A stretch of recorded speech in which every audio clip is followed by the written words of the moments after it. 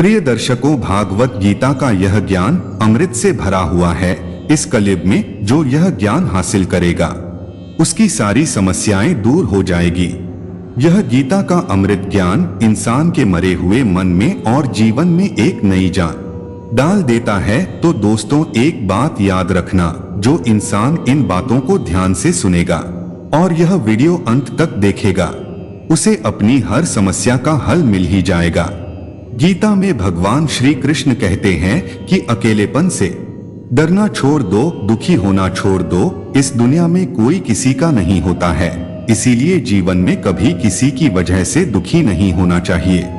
श्री कृष्ण कहते हैं, प्रेम उसी इंसान से करो जो मनुष्य आपके प्रेम के लायक हो। जिस इंसान को आपके प्रेम की कदर ही नहीं है, उस इंसान से जितना दूर रहोगे उतना ही अच्छा है। भगवत गीता में बताया गया है कि जो इंसान दूसरों को दुख देता है, दूसरों के साथ छल करता है, उस इंसान का अंत बहुत ही बुरा होता है। क्योंकि दुर्योधन ने पांडवों को जीवन भर दुख दिया, उनके साथ छल किया, हर पल पर उन्हें धोखा ही दिया, कभी ईमानदारी के साथ नहीं चल पाया और उसका ऐसे परिणाम हुआ कि दुर्योधन की खुद की मृत्यु भी एक छल से ही हुई थी। इसीलिए श्री कृष्ण कहते हैं कि अगर कोई इंसान खुद को बहुत ज्यादा चालाक समझता है, किसी दूसरे को दुख देकर, तकलीफ देकर दूसरे को बेवकूफ बना दिया, तो याद रखना एक दिन उसके जीवन में भी ऐसा कोई आएगा जो उसे भी धोखा देकर चला जाएगा। क्योंकि जो जैसा कर्म करता है उसको वैसा ही फल भोगना पड़ता है। भगवत गीता में श्री कृष्ण ने कहा है कि जीवन में कोई आपको धोखा दे या आपको तकलीफ दे तो उस इंसान की परवाह करना छोड़ दो और आप खुद भी दुखी होना छोड़ दो, बल्कि उससे कुछ सीख लो। मित्रों, इस दुनिया में लोग असलियत में वैसे नहीं होते जैसा आप उन्हें समझ लेते हैं। यहाँ पर लोग अपने मुंह पर मुखौटा लगाकर घूमते हैं। यहाँ हर इंसान खुद को अच्छा दिखाने के लिए कुछ भी कोशिश करता रहता है, लेकिन इस कलयुग में अच्छा बनने की कोशिश कोई भी नहीं करता है। आप किसी के साथ थोड़ा भी गलत व्यवहार करके देखो, सामने वाले का असली रंग आपके सामने आ जाएगा, या फिर आपकी जिंदगी में मुश्किल समय आने पर वक्त आपको उस इंसान का असली रंग दिखाएगी।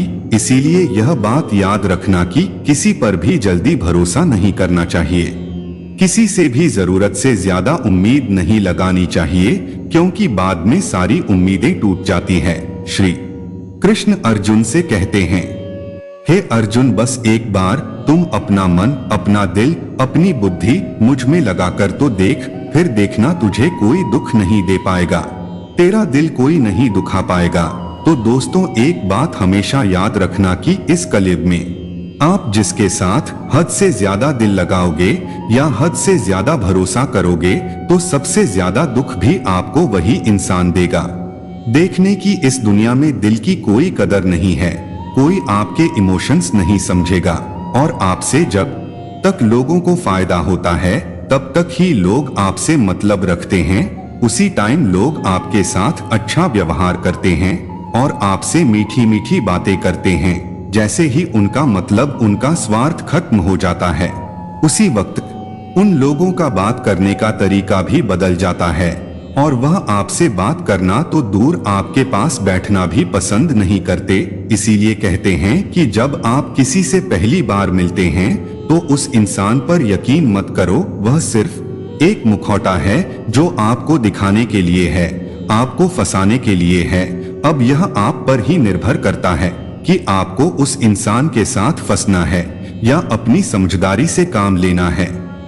श्री कृष्ण गीता में कहते हैं कि आप अपने गुजरे हुए वक्त को, गुजरे हुए समय को भूल जाओ, क्योंकि अगर आप उस टाइम को याद करते हो तो खुद ही परेशान होने वाले हो। क्योंकि अगर आप गुजरे हुए वक्त के साथ जियोगे, वहीं दुख में जीते रहेंगे, तो आप पूरे जीवन में कभी भी खुश नहीं रह पाएंगे। जो समझदार इंसान होता है वह गुजरे हुए वक्त को भूल जाता है। भगवान श्री कृष्ण कहते हैं कि जब भी आप अपने जीवन में खुद को अकेला महसूस करते हो, तब गीता की इस सच्चाई को ठीक से समझ लेना कि आप दुनिया में अकेले ही आए थे और अकेले ही जाने वाले हो, और खाली हाथ आए थे और खाली हाथ ही जाना है। गीता में श्री कृष्ण अर्जुन से कहते हैं कि इस दुनिया में, इस कलयुग में चाहे कोई इंसान मुझे माने या ना माने, लेकिन मैं उस मनुष्य का साथ कभी भी नहीं छोड़ता जो सुबह शाम मुझे याद करता है। इस दुनिया में जो भी है वह सब मेरी ही संतानें हैं, सब मेरे ही अंश है। इसलिए मनुष्य को, इंसान को, जानवरों को, सबको ईश्वर की ही संतान कहा जाता है। इसलिए श्री कृष्ण कहते हैं कि आपको अकेलेपन से कभी दुखी नहीं होना चाहिए, कभी डरना नहीं चाहिए, लेकिन एक बात जरूर करना चाहिए, जो इंसान गलत है और पाप करता है उसका साथ कभी नहीं देना चाहिए। गीता में श्री कृष्ण कहते हैं कि मनुष्य का क्रोध ही मनुष्य का सर्वनाश कर देता है। क्रोधी इंसान का कोई मित्र नहीं होता है। हर इंसान क्रोधी इंसान से दूर भागता है, उसके सारे रिश्ते समाप्त हो जाते हैं और कोई उसके साथ रहना नहीं चाहता। भगवान श्री कृष्ण भगवत गीता में उपदेश देते हैं कि आप चाहे कितने भी अच्छे हो, कितने भी सही हो, लेकिन आप बुरे लोगों के संगत रहोगे तो आपका भी वही हाल होने वाला है जो बुरे लोगों का होता है। आपको पता है ना कि भीष्म पितामह एक ब्रह्मचारी थे, धर्मात्मा थे, लेकिन भीष्म पितामह अधर्म के पक्ष में खड़े हो गए थे, तो अंत में उनका वही हाल हुआ जो एक अधर्मी मनुष्य का होता है। उनका मृत्यु के समय पर दुखों का सामना करना पड़ा, भयानक पीड़ा का सामना करना पड़ा था। इसलिए गलत लोगों की संगत में कभी नहीं रहना चाहिए। गीता में श्री कृष्ण कहते हैं कि मनुष्य को अपने मन को शांत रखना चाहिए, क्योंकि जिस इंसान का मन अशांत होता है उसे अपने जीवन में दुख के सिवाय कुछ नहीं मिलता। अशांत मन मनुष्य के अंदर दुखों को ही जन्म देता है और शांत मन, शांत दिमाग परम आनंद को जन्म देता है। गीता में कहा गया है कि मूर्ख और दुष्ट इंसान को कभी ज्ञान नहीं देना चाहिए, क्योंकि उनको ज्ञान देने से उनके अहंकार को चोट लगती है और वह लोग मन में आपके बारे में बैर का भाव रखकर बैठ जाते हैं और समय आने पर आपको ही नुकसान पहुंचाते हैं, आपको ही दुख देते हैं।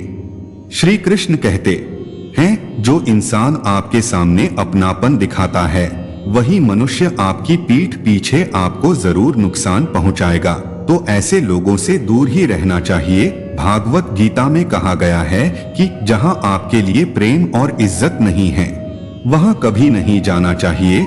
जब महाभारत का युद्ध शुरू होने से पहले पांडवों की तरफ से शांति का प्रस्ताव लेकर भगवान श्री कृष्ण हस्तिनापुर चले गए थे, उस वक्त शकुनी, जो कि दुर्योधन का मामा था, उसने दुर्योधन से कहा था कि यह कृष्ण बड़ा मायावी है, इसे संभाल कर रहना होगा। अगर यह हमारे पक्ष में आ जाएगा तो समझ लो पांडव हार ही जाएंगे।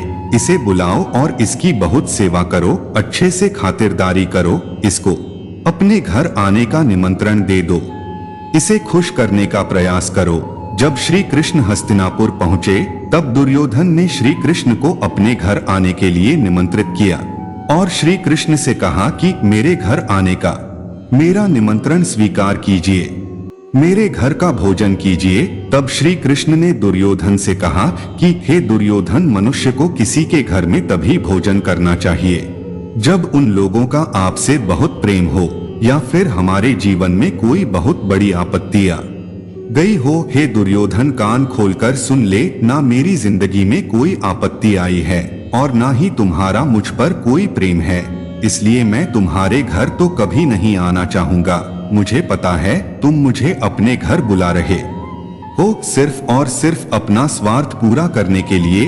मैं कहता हूँ कि मतलबी और स्वार्थी लोगों के घर पर कभी नहीं जाना चाहिए। प्रिय दर्शकों, इससे हमें यह शिक्षा मिलती है कि जिसके दिल में, जिसके हृदय में आपके लिए प्रेम नहीं है, इज्जत नहीं है, वहां आपको कभी नहीं जाना चाहिए।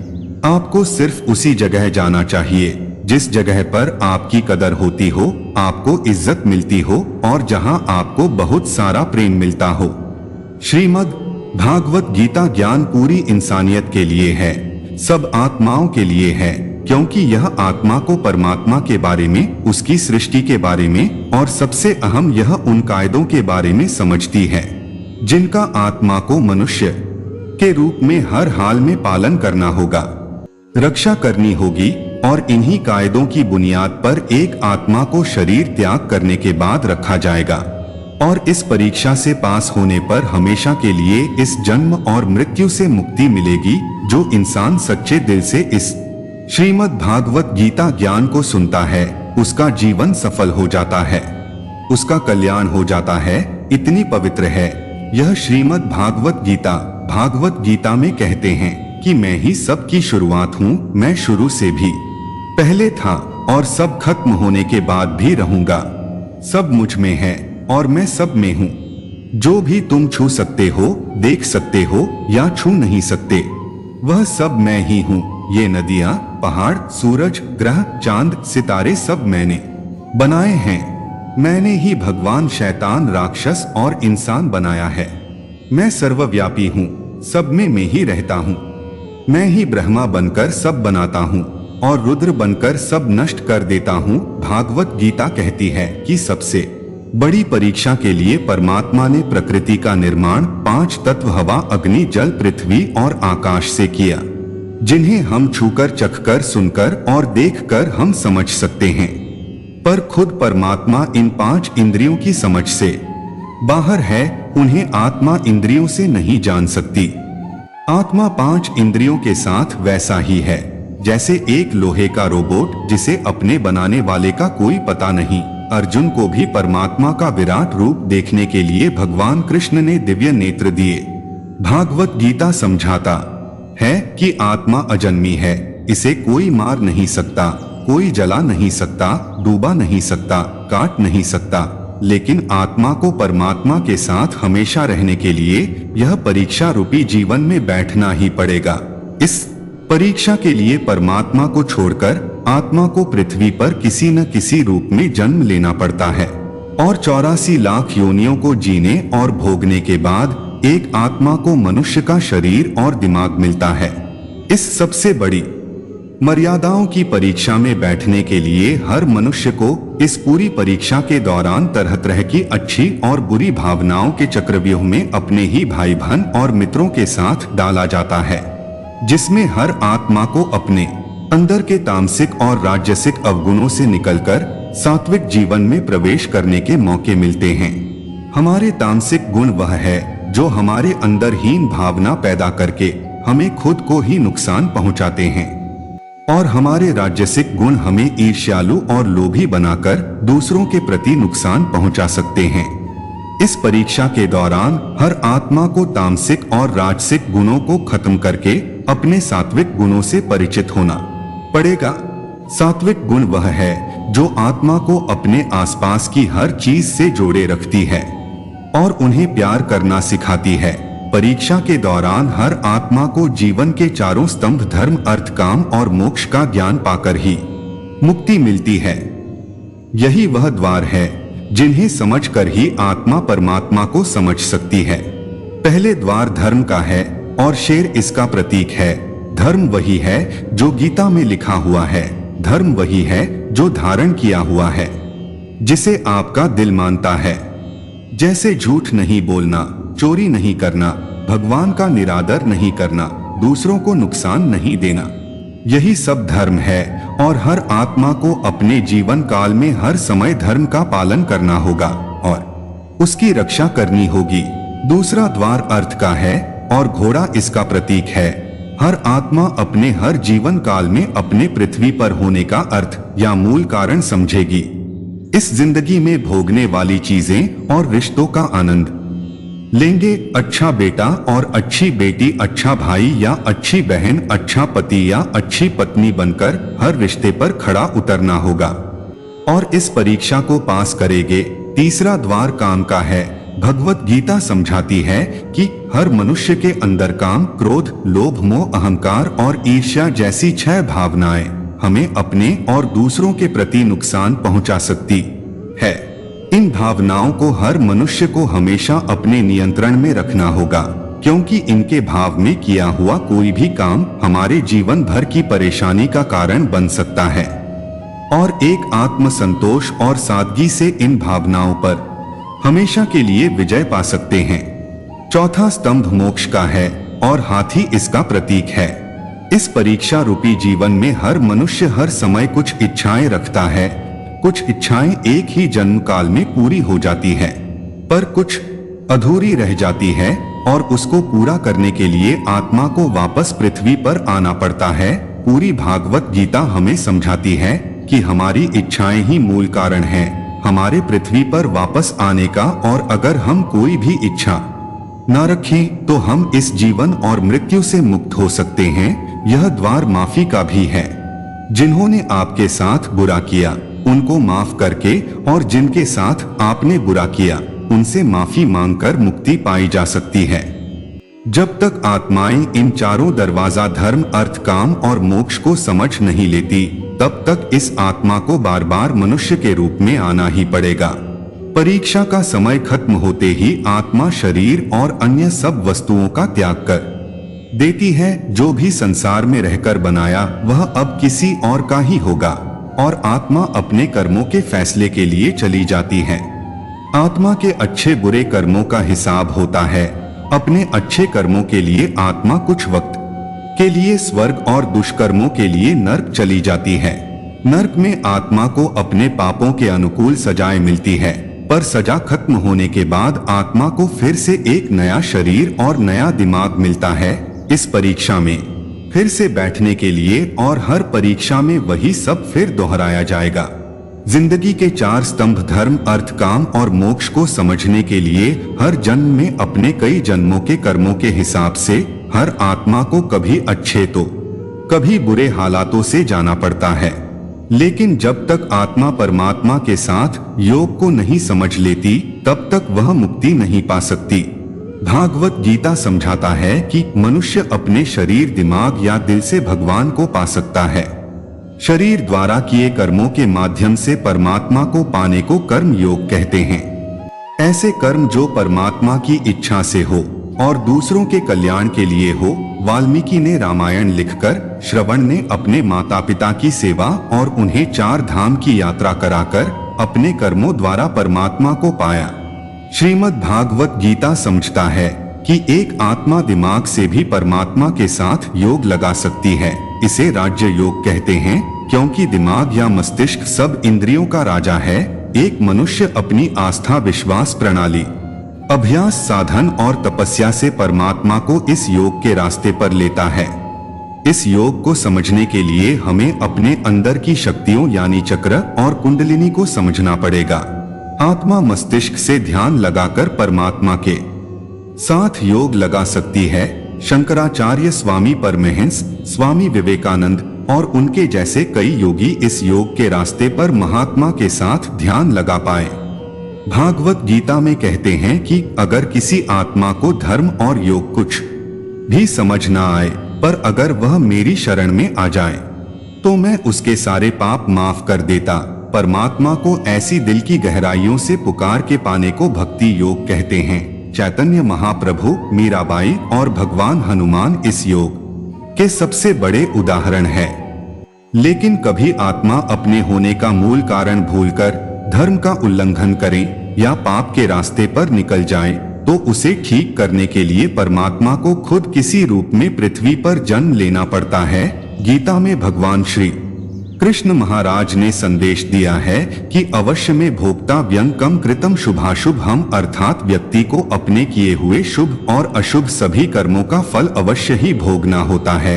नीति शास्त्रकारों ने मनुष्य के कर्म करने की तुलना किसान के साथ की है।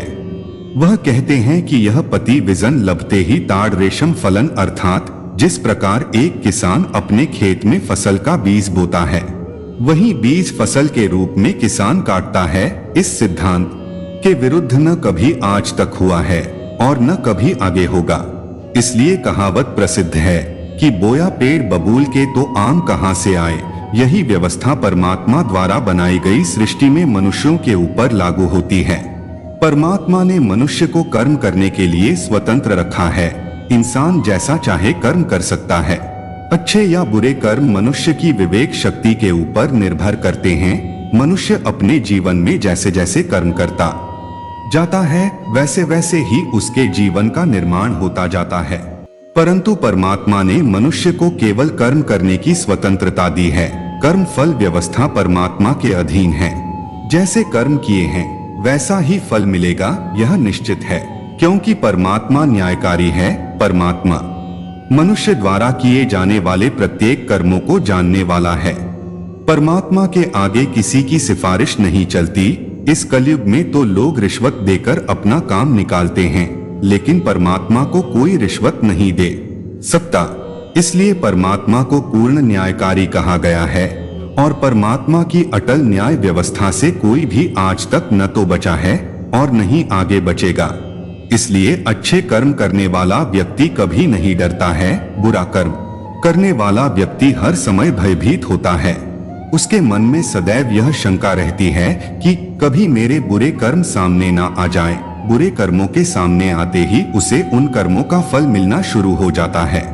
ईश्वर द्वारा सभी प्राणियों को कर्म करने की स्वतंत्रता मिली है। कोई भी आदमी कभी भी अपनी इच्छा अनुसार कैसा भी काम कर सकता है। इन कर्मों की आजादी के कारण ही जीवन में नयापन बना रहता है। यदि कर्म करने की आजादी ना हो तो जीवन में जीवन जैसा कुछ भी नहीं रहेगा। किसी आजादी के कारण व्यक्ति पाप पुण्य या मुक्ति में गति कर सकता है। कर्मों की इस आजादी के कारण सबको अपना अपना फल मिलता रहता है और व्यक्ति उसको भोगता रहता है।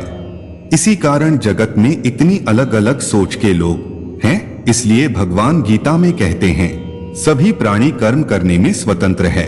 व्यक्ति कई प्रकार के कर्म करता है, जिनमें अधिकतर कर्म बंधने वाले होते हैं। बांधने का मतलब है अपना फल देकर व्यक्ति को जगत में फंसाए रखने वाले होते हैं, क्योंकि यह कर्म आसक्ति और अहंकार से किए जाते हैं। वहीं कुछ दूसरे प्रकार के कर्म होते हैं जिनमें हम कर्म तो करते हैं, लेकिन उनका फल हमारे चित्त में इकट्ठा नहीं होता। ऐसे कर्मों को करने की तकनीक भगवान बताते हैं कि कर्म ऐसे किया जाए कि उसके फल में आसक्ति ना रहे। इसके लिए भगवान कहते हैं कि तू इन कर्मों को मुझे अर्पण कर दे। यह एक ऐसी प्रक्रिया है जिसमें व्यक्ति के अंदर कर्म करने का अहंकार नहीं रहता और उस कर्म के फल की इच्छा भी नहीं रहती।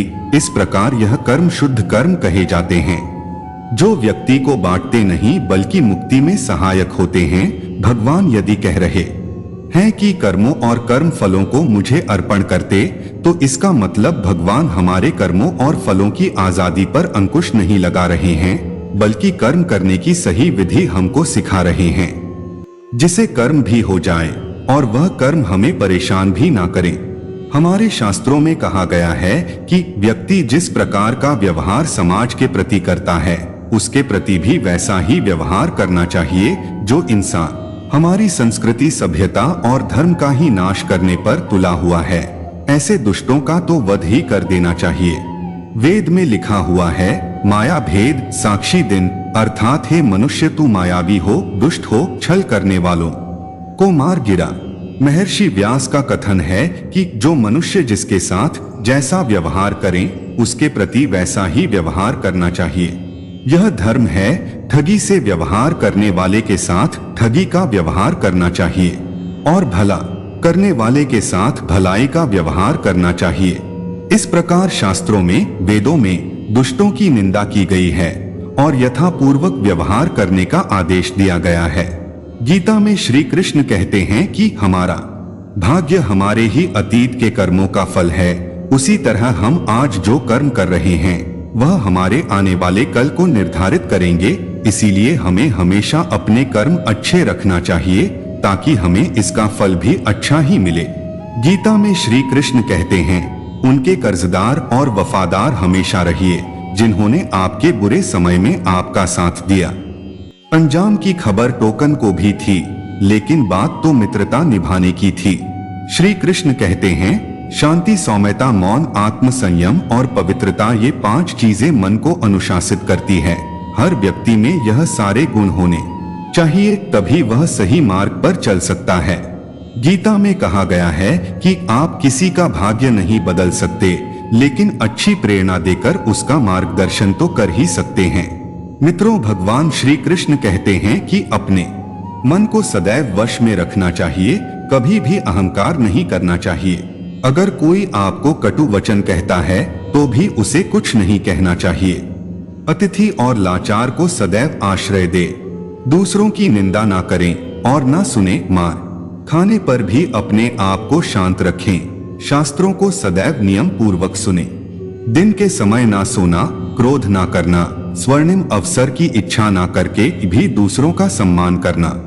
भोजन स्वाद के लिए नहीं बल्कि स्वास्थ्य के लिए करना। यह सभी चीज मनुष्य को महान बनाती है। सत्य ही सनातन धर्म है। यह सभी धर्म से उत्तम है। सत्य से ही तप और योग उत्पन्न होते हैं। सत्य ही ब्रह्मा है। सब कुछ सत्य के अंतर्गत आता है। सत्य से ही मनुष्य स्वर्ग जाता है। झूठ हमें अंधकार की तरफ ले जाता है। यहाँ पर प्रकाश का अर्थ स्वर्ग तो नरक को अंधकार कहा गया है। सभी प्राणियों को एक समान समझना, ईर्ष्या द्वेष से दूर रहना, सील और लज्जा के गुणों को अपनाना, दुष्कर्मों से दूर रहना, किसी को कष्ट न पहुंचाना, इंद्रियों को वश में रखना, मन की पवित्रता को बनाए रखना, सत्य बोलना, क्षमा करना, साहस और विद्या आदि। यह 13 सत्य धर्म के लक्षण है। वेद भी सत्य का ही उपदेश देते हैं। सत्य बोलना सहस्त्र अश्वमेध यज्ञ के फल के बराबर होता है। कभी भी कटु वचन ना बोले, सदैव ऐसे वचन बोलो जो दूसरे को अच्छे लगे। बुरा बोलना, निंदा करना, भला बुरा कहना, यह सब त्याग देना चाहिए। दूसरों का सम्मान न करना, अहंकार दिखाना, यह सभी अवगुण होते हैं। जो सुख इस लोक में कामनाओं की पूर्ति होने पर मिलता है और परलोक में जो सुख प्राप्त होता है वह उस सुख के 16वें हिस्से के बराबर भी नहीं है। जो सुख हमें कामनाओं से मुक्त होने पर प्राप्त होता है, अपने आप को वश में करने के लिए व्यक्ति को पहले लोभ और मोह से दूर होना चाहिए। मोह का फल मृत्यु और सत्य का फल अमृताव प्राप्त होता है। इसलिए मृत्यु और अमृत तत्व दोनों ही मनुष्य के अधीन हैं। पूरे संसार को वृद्धावस्था में घेर रखा है। दिन प्रतिदिन उस पर मृत्यु का प्रहार होता जा रहा है। दिन आता है, रात बीत जाती है। जागो, तुरंत उठो, समय को व्यर्थ न गवाएं। अपने कल्याण के लिए कुछ कार्य करो, क्योंकि तुम्हारे कार्य पूर्ण नहीं हो पाते हैं तब तक मृत्यु तुम्हें अपने साथ ले जाती है। निर्धनता को स्वर्ण ही स्वेच्छा पूर्वक अपनी इच्छा से स्वीकार करने से सुख मिलता है। यह सुख मनुष्य का कल्याण करता है, क्योंकि इस राह पर चलने से न तो कोई क्लेश रहता है, न ही कोई आपका शत्रु बनता है। यह मार्ग भले ही कठिन लगता है, लेकिन जिस मनुष्य को पवित्र जीवन जीना हो, ऐसे भले मनुष्य के लिए यह मार्ग उपयुक्त और सुगम है। क्योंकि ऐसे मनुष्यों के लिए संपत्ति का कोई मोह नहीं रहता। उनके लिए इससे ज्यादा कोई दूसरी संपत्ति या सुख नहीं है। एक तोला के पलड़े में ऐसी निर्धनता को और दूसरे पलड़े में राज्य को रखने पर अचिंता का पलड़ा भारी रहता है। धनवान पुरुष को तो सदैव ही मृत्यु का भय रहता है। कामनाओं को पूरा करने से श्रेष्ठ है कि उन्हें त्याग दिया जाए, क्योंकि त्याग के बिना कुछ भी प्राप्त नहीं होता है। त्याग से मनुष्य को परम सुख की अनुभूति होती है। त्याग किए बिना परम आदर्श की सिद्ध नहीं हो सकती। भगवान श्री कृष्ण कहते हैं कि मोह और कामनाओं को त्याग कर अपने चित्त को शांत करो, ऐसा मनुष्य सदैव सुखी रहता है। जो व्यर्थ की चिंता न करने वाला हो, जो सत्य का पालन करता है, जिसे सांसारिक मोह ना हो। दो तरह के मनुष्य को हर सुख प्राप्त होता है। एक तो वह जो मूर्ख होते हैं और दूसरे में जिन्हें ज्ञान का परम प्रकाश प्राप्त हो गया हो। जो लोग इन दोनों के बीच में अटके रहते हैं वह दुखी हो जाते हैं। जो व्यर्थ में ही अपने आप को दुखी करता है वह अपना सब कुछ नष्ट कर लेता है। जो दूसरों के सुख और धन को देखकर जलन की भावना नहीं रखते हैं, विद्वानों का आदर करते हैं, धर्म के उपदेश को किसी भी स्थान से सुनते हैं, जो अपने रास्ते स्वयं बनाते हैं, आलस नहीं करते हैं, अपना सारा काम समय पर करते हैं, ऐसे मनुष्य सुख के भागी बनते हैं। दोस्तों, आप सभी ने अपने जीवन में एक कहावत तो सुनी ही होगी, एक चूपी को हारे एक चूपी सुख दे जाए। और इसलिए हम कई बार चुप रहते हैं, मौन रह जाते हैं, क्योंकि यह सच भी है कि एक मूर्ख व्यक्ति के सामने मौन रहने से अच्छा उत्तर और कुछ भी नहीं हो सकता। परंतु जीवन में सदैव चुप रहना उचित नहीं होता है। गीता में कहा गया है, जहाँ पाप का बल ज्यादा हो रहा हो, जहाँ छल कपट हो रहा हो, वहाँ पर मौन रहने से अधिक गंभीर अपराध और कुछ नहीं हो सकता है। कभी कभी हम सबके जीवन में एक समस्या अवश्य आती है कि हम किसी ताकतवर के समक्ष मौन हो जाते हैं। ऐसा क्यों? उसकी ताकत से बचने के लिए हम मौन रह जाते हैं। मानते हैं कि ऐसा करने से हम एक विवाद से बच जाते हैं, हो सकता है कि एक संघर्ष से भी बच जाते हैं, परंतु ऐसा बचाव देर सबेर एक मोटे संघर्ष को जन्म दे देता है। हमारा मौन रहना अनजाने में उस व्यक्ति का समर्थन बन जाता है और वह अपने आप को और अधिक शक्तिशाली अनुभव करने लगता है। यही से हमारा दमन प्रारंभ हो जाता है। एक के बाद एक हम अन्य में अनचाहे रूप से सम्मिलित होते चले जाते हैं, जो आगे चलकर मोटे टकराव का कारण बनता है। तो फिर इसका उपाय क्या है? यह समझने के लिए यह जानना आवश्यक है कि ऐसी कौन सी बात है जो विरोध करने से रुकती है। यह सामने वाले की शक्ति तो नहीं हो सकती, यह तो हमारा खुद का डर होता है जो हमें मौन रहने को विवश करता है। क्या हम मन से डर को निकालकर अन्याय का विरोध नहीं कर सकते? आखिर वह हमारा क्या और कितना खराब कर सकता है? सोचिए, ऐसा करने से हमारा मन कितना मुक्त, कितना हल्का अनुभव करेगा। गीता में भी कहा गया है, अन्याय सहना अन्याय करने से ज्यादा बड़ा है। आज समाज में यही तो हो रहा है। जहां विरोध करना चाहिए वहां कोई बोलता नहीं। कोई बलशाली व्यक्ति कुछ भी गलत बोल दे तो उसके सामने विरोध करने की किसी की हिम्मत नहीं होती। उसके समक्ष हम कमजोर हो जाते हैं। दूसरी ओर हम बोले चले जा रहे हैं जहां बोलने की कोई आवश्यकता ही नहीं, और अन्याय होता देख चुप रहकर बच निकलते हैं। क्या हम निरंतर अपराध के भागीदार नहीं बन रहे? विचार करके देखिए। इतिहास साक्षी है कि पापियों की उद्दंडता ने संसार को उतनी हानि नहीं पहुंचाई जितनी कि सज्जनों की मौन ने पहुंचाई। यदि कोई मूर्ख बोल रहा है तो मौन रहना उचित है, परंतु यदि कहीं छल हो रहा है, अपराध हो रहा है, तो उठिए और विरोध करिए, क्योंकि आपके लिए ना सही आने वाली लोगों लिए यह मौन घातक सिद्ध हो सकता है। चुप रहना समझदारी है, पर मौन रहकर अन्याय सहना अपराध है। किसी के साथ हमारा रिश्ता कैसा रहेगा, यह हमारे बात करने के तरीके पर निर्भर करता है। सोचे समझे बिना बोलेंगे तो रिश्ते खराब हो सकते हैं। कभी कभी कुछ परिस्थितियों ऐसी बन जाती हैं जब रिश्तों के लिए मौन रहना ज्यादा बेहतर रहता है। मौन रहना एक साधना की तरह है, लेकिन सोच समझकर बोलना एक कला है।